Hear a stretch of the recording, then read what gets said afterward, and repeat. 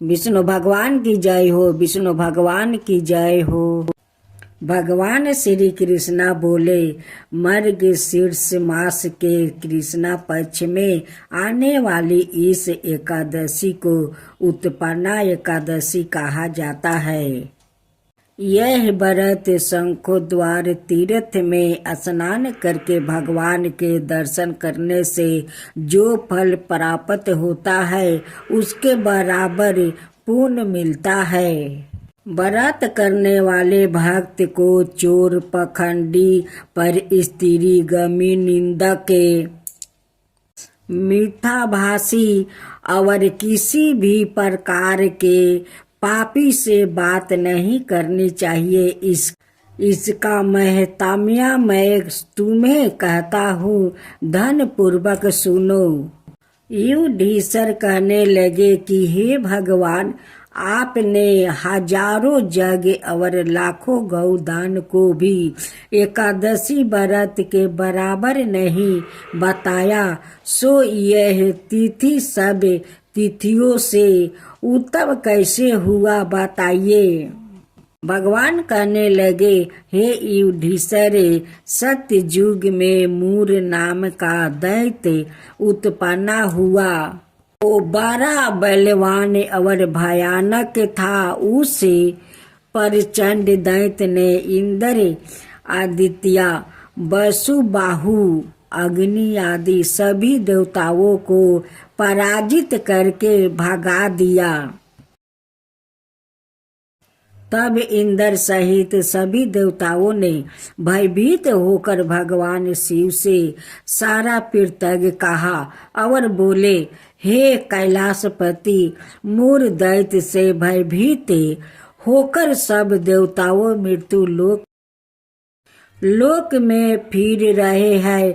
तब भगवान शिव ने कहा, हे देवताओं, तीनों लोकों के स्वामी भक्तों के दुखों का नाश करने वाला भगवान विष्णु की शरण में जाओ, वही तुम्हारे दुखों को दूर कर सकते हैं। शिव जी के ऐसे वचन सुनकर सभी देवताओं क्षीर सागर में पहुँचे। वहाँ भगवान को शयन करते देखा, हाथ जोड़कर उनकी स्तुति करने लगे कि हे देवताओं, द्वारा स्तुति करने योग्य प्रभु आपको बारंबार नमस्कार है। देवताओं की रक्षा करने वाले मधुसूदन, आपको नमस्कार है।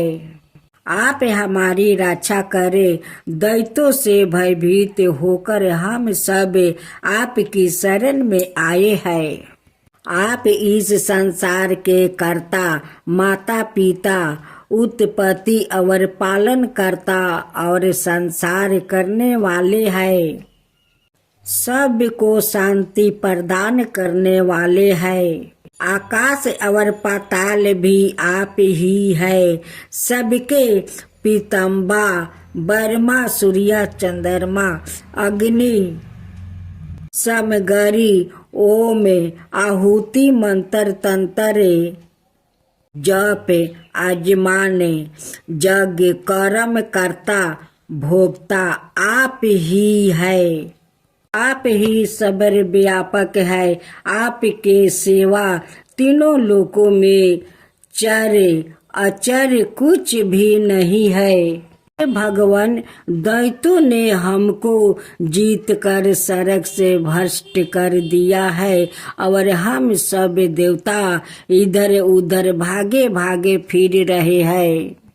आप उन दैत्यों से हम सबकी रक्षा करें। इंद्र के ऐसे वचन सुनकर भगवान विष्णु कहने लगे कि हे इंद्र, ऐसा मायावी दैत्य कौन है जिससे सब देवताओं को जीत लिया है?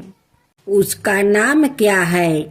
उसमें कितना बल है और किसके आश्रय में है और उसका स्थान कहाँ है? यह सब मुझे कहो। भगवान के ऐसे वचन सुनकर इंद्र बोले, भगवान प्राचीन समय में एक नगरी जंग नामक राक्षस था।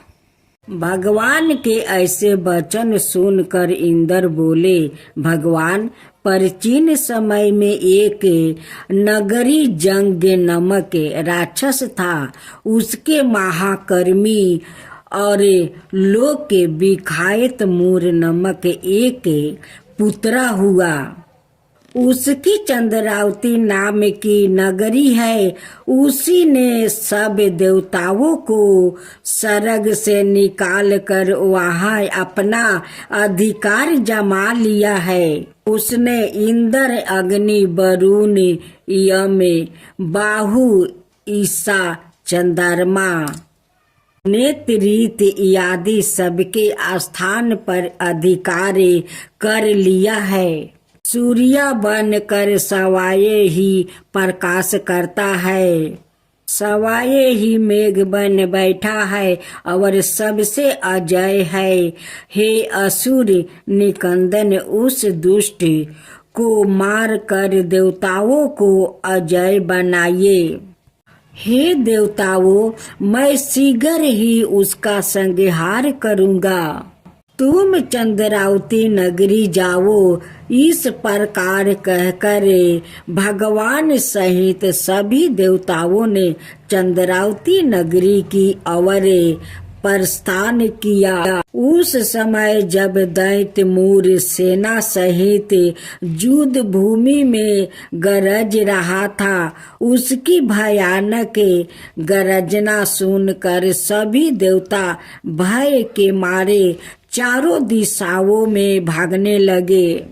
जब सवाए भगवान रण भूमि में आए तो दैत्य उन पर भी अस्त्र शस्त्र युद्ध लेकर दौड़े। भगवान ने उन्हें सर्प के समान अपने बाणों से बींध डाला। बहुत से दैत्य मार गया। केवल मूर बाचा। वो अविचल भाव से भगवान के साथ युद्ध करता रहा। भगवान जो भी छीन बाण चलाते वो उसके लिए पुष्प सिद्ध हो जाते। उसका शरीर छीन भिन्न हो गया, किंतु वो लगातार युद्ध करता रहा। दोनों को बीच मल्ल युद्ध भी हुआ। 10,000 बरस तक उनका युद्ध चलता रहा, किंतु मूर नहीं हारा। कर भगवान बर्दिका आश्रम चले गए। वहाँ हेमपति नामक सुंदर गुफा थी। उसमें विश्राम करने के लिए भगवान उसके अंदर प्रवेश कर गए। यह गुफा 12 योजन लंबी थी और उसका एक ही द्वार था। विष्णु भगवान वहाँ योग नींद की गोद में सो गए। मूर भी पीछे पीछे आ गया और भगवान को सोया देखकर मरने को उदित हुआ। तभी भगवान के शरीर से उजाला कांतिमय रूप वाली देवी प्रकट हुई। देवी ने राक्षस मूर को ललकारा, युद्ध किया और उसे तत्काल मौत के घाट उतार दिया। श्री हरि जब योग नींद की गोद से उठे तो सब बातों को जानकर उसे देवी से कहा कि आपका जन्म एकादशी के दिन हुआ है। अंत आप उत्पन्ना एकादशी के नाम से पूजित होगी। आपके भक्त वही होगा जो मेरा होगा, जो आपका कथा कहे, जो सुने, जो हुंकार भरे, उन सब का ऊपर कृपा कीजिए। हे विष्णु भगवान, सबका ऊपर कृपा कीजिए। विष्णु भगवान की जय हो, विष्णु भगवान की जय हो, ईगारसी माता की जय हो, ईगारसी माता की जय हो। आप सुने दूसरी कथा। अजमील नाम का एक धर्म नारायण ब्राह्मण था। उसने एक दिन एक सूद को एक बेशा के साथ रन करते देखा तो अजमील उस बेशा के रूप सुंदरता पर मोहित हो गया। वो उसके रूप जाल में फंस गया और हर पल उसे पसंद करने में लगा रहता। उसके पिता ने उसे बहुत समझाया। जब वो नहीं माना तो पिता ने उसे घर से निकाल दिया। वो अपने संस्कारों को भूल गया। वैसा की अच्छाइयों की मूर्ति के लिए वो चोरी डकैती लूटपाट करने लगा। इस प्रकार धन अर्जित करते करते वो बूढ़ा हो गया। उस स्त्री से उसकी 9 संतानों हुई और जब 10वीं संतान के लिए उसकी पत्नी गर्भवती थी तो कुछ संत उसके गांव में पधारे। संतों ने उसे उनके रहने और खाने का प्रबंध करने के लिए कहा। अजमील ने उन संतों के रहने खाने और रात्रि उसके घर ठहरने का पूरा प्रबंध कर दिया। संतों ने रात के उसके घर पर हरि नाम का कीर्तन किया। मानो उसे सुनकर उसके कुछ संस्कार जागृत हो गया हो। संत जब सुबह जाने लगे तो अजमील कहने लगा कि मैं महापापी हूँ और बेशा के साथ रन करते हुआ, इसलिए मुझे मेरे पिता ने भी घर से निकाल दिया है। संत कहने लगे कि तुम अपनी होने वाली संतान का नाम नारायण रखना, जिससे तेरा कल्याण अवश्य होगा। संत अजमील को आशीर्वाद देकर चले गए। अजमील ने अपनी 10वीं संतान के उत्पन्न होने पर उनका नाम नारायण रखा। अजमील हर पल अपने छोटे पुत्र के मोह में घेरा रहता। उठते बैठते सोते पीते हर पल अपने पुत्र नारायण का नाम पुकारता रहता। जब अजमील की मृत्यु का समय आया तो यमदूत उसे लेने आया तो पुत्र में आसक्ति के कारण वो नारायण नारायण पुकारने लगा। भगवान विष्णु का नाम सुनते ही भगवान विष्णु के पार्षद तत्काल उसके निकट आ गए और अजमील को यमदूत से मुक्त करवाया। विष्णु पार्षदों के दर्शन कर उसका हृदय पवित्र हो गया। अजमील ने प्रणाम कर उनकी वंदना की। फिर भगवान विष्णु के पार्षद अंतर्ध्यान हो गए।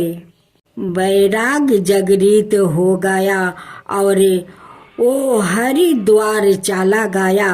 वहाँ संतों संगीत में ईश्वर में मन लगाया। शीघ्र ही भगवान विष्णु के पार्षद उसके समीप आए और वह दिव्य विमान पर चढ़कर विष्णु लोक पहुँच गए। नारायण भगवान की जय, नारायण भगवान की जय। माँ तुलसी की जय हो, माँ तुलसी की जय हो। विष्णु भगवान की जय हो, विष्णु भगवान की जय हो। माँ तुलसी और भगवान विष्णु का विवाह अनुष्ठान है। इस त्योहारों के दौरान कन्यादान समारोह सहित सभी शादी से संबंधित अनुष्ठान किया जाता है। माता तुलसी देवी लक्ष्मी का अवतार कही जाती है, जो वृंदा के रूप में पैदा हुई थी। तुलसी विवाह समनायत किसी भी हिंदू शादी की तरह संबंध होता है, जिसके अंतर्गत दूल्हे रूप में तुलसी का पौधा एवं दुल्हा शालिग्राम रूप में भगवान विष्णु होते हैं।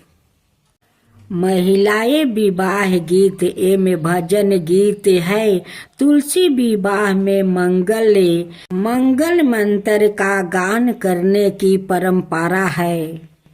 घर और मंडप को विवाह की तरह सजाया जाता है और तुलसी जी को लाल चुनरी एवं 16 श्रृंगार का सामान चढ़ाया जाता है। अग्नि को साक्षी मानकर शालिग्राम एवं तुलसी को हाथ में पकड़कर फेरे दिलवाए जाते हैं। विवाह के उपरांत प्रतीत भोज का आयोजन भी किया जाता है। तुलसी के पौधे के पास शाम को दीपक जलाने से घर में सुख समृद्धि आती है। एवं नकारात्मक ऊर्जा का क्रिया होता है। स्कंद पुराण के अनुसार जिन घरों में तुलसी की पूजा की जाती है, उन घरों में यमदूत कभी प्रवेश नहीं करते हैं। एक बार शिव ने अपने तेज को समुद्र में फैला दिया था। उससे एक महातेजस्वी बालक ने जन्म लिया। यह बालक आगे चलकर जलंधर के नाम से पराक्रमी दैत्य राजा बना। इसकी राजधानी का नाम जलंधर नगरी था। बिंदा का विवाह जलंधर से हुआ। जलंधर महाराक्षस था। अपनी साता के मध्य में चूर उसने माता लक्ष्मी को पाने की कामना से युद्ध किया, परंतु समुद्र से ही उत्पन्न होने के कारण माता लक्ष्मी ने उसे अपना भाई के रूप में स्वीकार किया। वहां से पराजित होकर वो देवी पार्वती को पाने की लालसा से कैलाश पर्वत पर गया। भगवान देवाधिदेव शिव का ही रूप धारण कर माता पार्वती के समीप गया, परंतु माँ ने अपने योग बल से उसे तुरंत पहचान लिया और वहां से अंतर्ध्यान हो गई। देवी पार्वती ने क्रोध होकर सारा वृत्तांत भगवान विष्णु को सुनाया। जलंधर की पत्नी बिंदा अत्यंत पतिव्रता स्त्री थी। उसके पतिव्रता धर्म की शक्ति से जलंधर ने तो मारा जाता और ना ही पराजित होता। इसलिए जलंधर का नाश करने के लिए बिंदा का पतिव्रता धर्म को भंग करना बहुत आवश्यक था। इसी कारण भगवान विष्णु ऋषि का भेष धारण कर वन में जा पहुँचे, जहाँ बिंदा अकेली भ्रमण कर रही थी।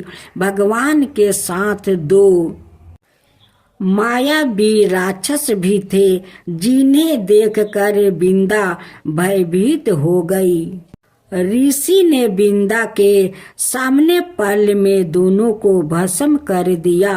उनकी भक्ति देखकर बिंदा ने कैलाश पर्वत पर महादेव के साथ युद्ध कर रहे अपने पति जलंधर के बारे में पूछा।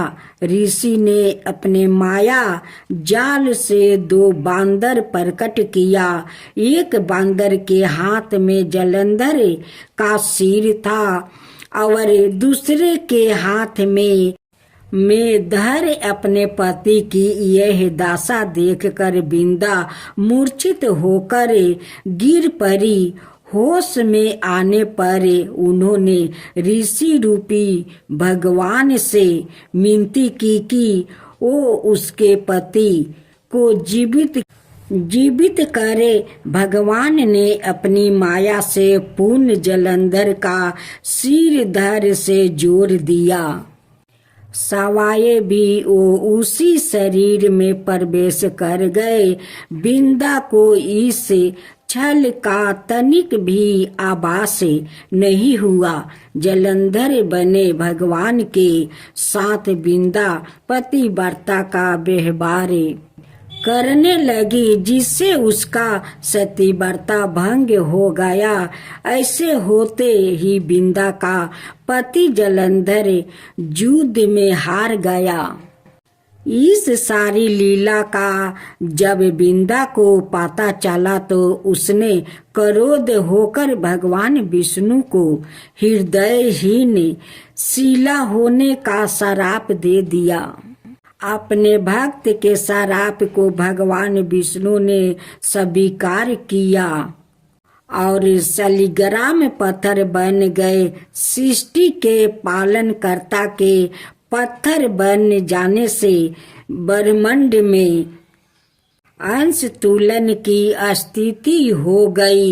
यह देखकर सभी देवी देवताओं ने बिंदा से प्रार्थना की कि वो भगवान विष्णु को श्राप मुक्त कर दे।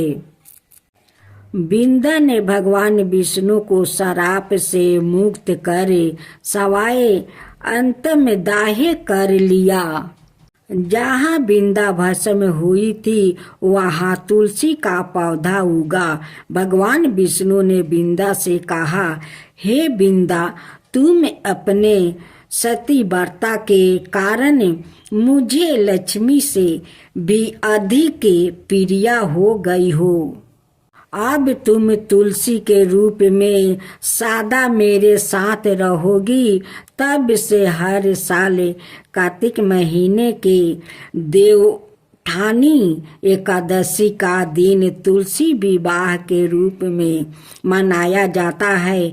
जो मनुष्य भी मेरे शालिग्राम रूप के साथ तुलसी का विवाह करेगा उसे लोक और परलोक में विपुल यश प्राप्त करेगा। उसी दैत्य जलंधर की यह भूमि जलंधर नाम से विख्यात है। सती बिंदा का मंदिर मोहल्ला कोट किशन चंद में स्थित है।